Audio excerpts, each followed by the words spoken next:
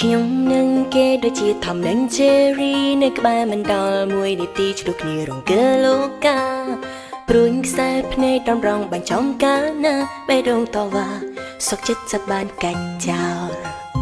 គេឆ្លៀនពៀនគំនុះព្រំដែនមិត្តភ័ក្តិហើយហ៊ានមកលួចហ៊ានមកលាក់បង្កើតអារម្មណ៍ជាគូ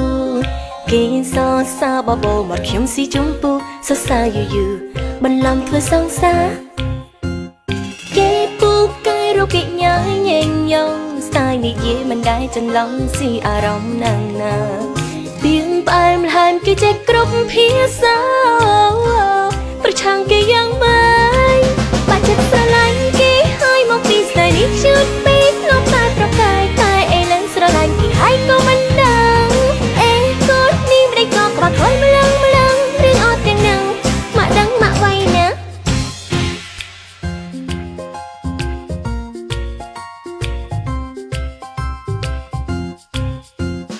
អារម្មណ៍ខ្ញុំដូចជាកំពុងហោះហើរពេលដែលបានឃើញកាយវិការដែលគេធ្វើមកលើខ្ញុំ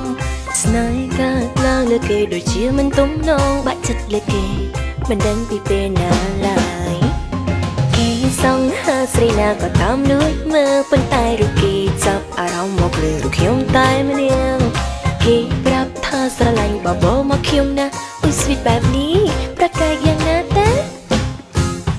គេពូកែរូបគេញ៉ាយញញយងស្ទាយនិយាយមិនដែរចន្លងស៊ីអារម្មណ៍ណាស់ណា